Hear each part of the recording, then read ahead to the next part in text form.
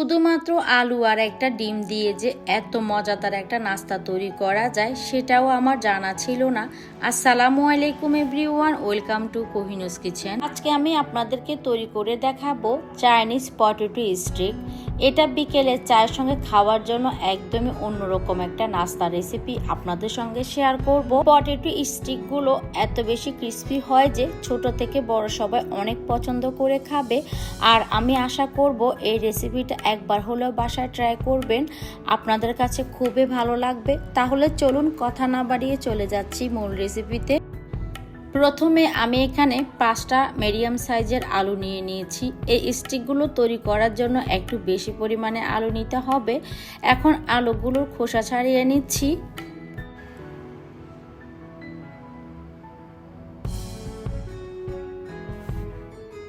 সবগুলো আলুর খোসা ছাড়ানো হয়ে গিয়েছে। এবার আলুগুলোকে আমি মাঝখানে কেটে 4 কোনা করে কেটে নিচ্ছি। আমি একটু ছোট করে কেটে নিচ্ছি। এই আলুর স্টিক তৈরি করতে হলে আলুগুলোকে এরকম কিউব করে ছোট ছোট করে কেটে নিতে হবে। চেষ্টা করবেন আলুগুলো এরকম একই সাইজের কিউব করে কেটে নিতে, এতে করে পটেটো স্টিকগুলো দেখতে বেশি ভালো লাগে। এবার এই আলুগুলোকে পরিষ্কার পানি দিয়ে ধুয়ে নিতে হবে। একটা পাত্রের মধ্যে আমি পানি নিয়ে নিয়েছি আর পানির মধ্যে আলুগুলোকে খুব ভালোভাবে 2 বার করে ধুয়ে নিচ্ছি। 2 থেকে 3 বার আলুগুলোকে আমি পরিষ্কার পানি দিয়ে ধুয়ে নিয়েছি। এবার আলুগুলোকে আমি হালকা ভাপ দিতে চলে যাব। তার জন্য প্যানে আগের থেকে পানি বসিয়ে দিয়েছি। পানিটা যখন হালকা বলক উঠে যাবে তখন আলুগুলো দিয়ে দিতে হবে। আর এখানে আমি হাফ চা চামচ দিয়ে দিলাম হলুদ গুঁড়া, হাফ চা চামচ দিয়ে দিচ্ছি মরিচ গুঁড়া, হাফ চা চামচ দিয়ে দিলাম জিরা ধনিয়ার গুঁড়া, আর এখানে হাফ চা চামচ দিয়ে দিচ্ছি লবণ। সবকিছুকে একসঙ্গে খুব ভালোভাবে মিক্স করে নিচ্ছি। এবার চুলার হিটটাকে বাড়িয়ে দিয়ে আমি আলুগুলোকে প্রায় 10 মিনিট সিদ্ধ করে নিব। আলু সিদ্ধ করার সময় যদি মশলাগুলো দিয়ে দেন, এতে করে আলু ভাজার সময় খেতে আর খারাপ লাগে না, অনেক বেশি মজা হয়। 10 মিনিট সিদ্ধ করার পরে আমি আলুগুলোকে উঠিয়ে নিচ্ছি। আর আলুগুলোকে কিন্তু একদমই পুরোপুরিভাবে সিদ্ধ করা যাবে না, 80% সিদ্ধ করবেন, কারণ আমরা আলুগুলো পরবর্তীতে আবার ফ্রাই করব। সিদ্ধ করে নিয়ে আমি স্ট্রেনারে পানি ঝরিয়ে নিয়েছি। কিছুটা ঠান্ডা করে নিয়ে এখন শাসলিকের কাঠির মধ্যে আমি এগুলোকে গেঁথে নিচ্ছি। আলুগুলোকে বেশি সিদ্ধ করলে কিন্তু এভাবে শাসলিকের কাঠির মধ্যে যখন আলুগুলো ঢুকাতে যাবেন তখন কিন্তু আলুগুলো ভেঙে যাবে। তার জন্য 80% সিদ্ধ করে আলুগুলোকে এরকম শাসলিকের কাঠির মধ্যে ঢুকিয়ে নিতে হবে। তো এভাবে করে আমি সবগুলো আলু শাসলিকের কাঠির মধ্যে গেঁথে নিচ্ছি। দেখতে পাচ্ছেন এরই মাঝে কিন্তু একটা কাঠি আমার ঢুকানো হয়ে গিয়েছে। আমি আরও একটা কাঠি দেখিয়ে দিচ্ছি কিভাবে ঢুকিয়ে নিচ্ছি।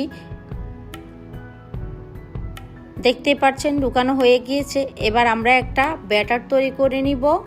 এখানে আগে থেকে আমি একটা ডিম ভেঙে নিয়েছি। এবার হাফ চা চামচ দিয়ে দিচ্ছি চিলি ফ্লেক্স, 1 টেবিল চামচ দিয়ে দিলাম লাইট সয়া সস, হাফ চা চামচ দিয়ে দিলাম চাট মশলা, এরপর 1 টেবিল চামচ দিয়ে দিলাম টমেটো কেচাপ, আর 1/4 টিস্পুন দিয়ে দিলাম কালো গোলমরিচ গুঁড়া, 1/4 টিস্পুন দিয়ে দিলাম লবণ, হাফ চা চামচ দিয়ে দিচ্ছি লাল মরিচের গুঁড়া, 1/3 কাপ দিয়ে দিলাম ময়দা।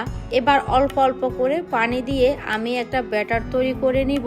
এবার সবকিছুকে খুব ভালোভাবে মিশিয়ে নিতে হবে। আর এখানে আমি একটা ঘন ব্যাটার তৈরি করে নিব। তবে ব্যাটারটা অনেক বেশি ঘন বা অনেক বেশি পাতলা হবে না, একটা মিডিয়াম কনসিস্টেন্সিতে ব্যাটারটা তৈরি করে নিতে হবে। আর অল্প অল্প পানি দিয়েই কিন্তু ব্যাটারটাকে তৈরি করে নিতে হবে। তো আমার ব্যাটারটা তৈরি করে নেওয়া হয়ে গিয়েছে। আমি এটার কনসিস্টেন্সিটা আপনাদেরকে দেখিয়ে দিচ্ছি।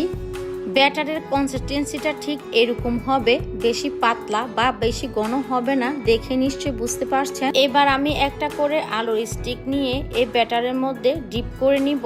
আর এই কাজটা একটু চামচ দিয়ে উপর থেকে এভাবে করে ডিপ করে নিতে হবে। খুব ভালোভাবে আলুগুলোকে এই ব্যাটারের মধ্যে ডিপ করে নিতে হবে। আর ডিপ করা হয়ে গেলে উপর থেকে ধরে এক্সট্রা যে ব্যাটার থাকে ওইটা ঝেড়ে নিতে হবে। এরপর আমরা এটাকে ব্রেড ক্রামে গড়িয়ে নিব। এই ব্রেড ক্রামগুলো আমার বাসায় তৈরি করা, আপনারা চাইলে বাইরে থেকে কেনা ব্রেড ক্রামের মধ্যেও গড়িয়ে নিতে পারেন। খুব ভালোভাবে ব্রেড ক্রাম্বসের মধ্যে কোট করে নিতে হবে, কোনো জায়গা যেন ফাঁকা না থাকে। তো এভাবে করে সবগুলো পটেটো স্টিক ব্রেড ক্রাম্বসের মধ্যে গড়িয়ে নিতে হবে। তো আমি আরও একটা দেখিয়ে নিচ্ছি। আর আপনারা যদি চান এই অবস্থা কিন্তু এগুলোকে ফ্রোজেনও করতে পারেন। ফ্রোজেন করে একটা এয়ারটাইট কন্টেনারে রেখে দেবেন প্রায় 1 মাসের মতো। এখন এগুলোকে আমি বাছতে চলে যাব। চুলে একটা প্যানে পর্যাপ্ত পরিমাণে তেল দিয়ে দিয়েছি। তেলটাকে খুব ভালোভাবে গরম করে নিয়েছি। এবার এই পটেটো স্টিকগুলো দিয়ে দিচ্ছি। একটা পাশ যখন হয়ে আসবে তখন এভাবে উল্টিয়ে পাল্টিয়ে খুব ভালোভাবে গোল্ডেন ব্রাউন কালার করে ভেজে নিতে হবে। আর এই পটেটো স্টিকগুলো বাছতে প্রায় 7 থেকে 8 মিনিট সময় লেগেছে। চুলার হিটটাকে লো মিডিয়ামের মাঝামাঝি রেখে কিন্তু এগুলোকে বাছতে হবে। চুলার হিটটাকে বেশি লো করে কিন্তু এই স্টিকগুলো ভাজা যাবে না, এতে করে এই পটেটো স্টিকগুলো অনেক বেশি তেল সোপ করে নিবে। তো যখন খুব ভালোভাবে ভাজা হয়ে যাবে তখন একটা কিচেন টিস্যুর উপর আমি উঠিয়ে নিচ্ছি। আর দেখতে পাচ্ছেন খুব সুন্দর একটা কালার চলে এসেছে। এই তো এরই মাঝে তৈরি হয়ে গেল আমাদের চাইনিজ পটেটো স্টিক। এগুলো আপনি পটেটো স্টিক না বললে কেউ বুঝতেই পারবে না এগুলো যে পটেটো স্টিক, সবাই মনে করবে এগুলো চিকেন শাসলিক। আর দেখতেই পাচ্ছেন আলুগুলো কিন্তু খুব ভালোভাবে সিদ্ধ হয়ে গিয়েছে, খেতে অনেক বেশি মজা, একদমই ক্রিস্পি। এরকম সস লাগিয়ে খাবেন আর ভাববেন এগুলো কি বানিয়েছি। মাঝে মাঝে বাচ্চাদেরকে একটু ইউনিক নাস্তা বানিয়ে দিলে ওরাও কিন্তু অনেক বেশি খুশি হয়। আশা করছি আজকের রেসিপি আপনাদের কাছে খুব ভালো লেগেছে আর এটা অবশ্যই বাসায় ট্রাই করবেন। তাহলে আজকের মতো এখানে বিদায় নিয়ে নিচ্ছি। সবাই অনেক বেশি ভালো থাকবেন, সুস্থ থাকবেন, সবাই সবার জন্য দোয়া করবেন। আল্লাহ হাফেজ।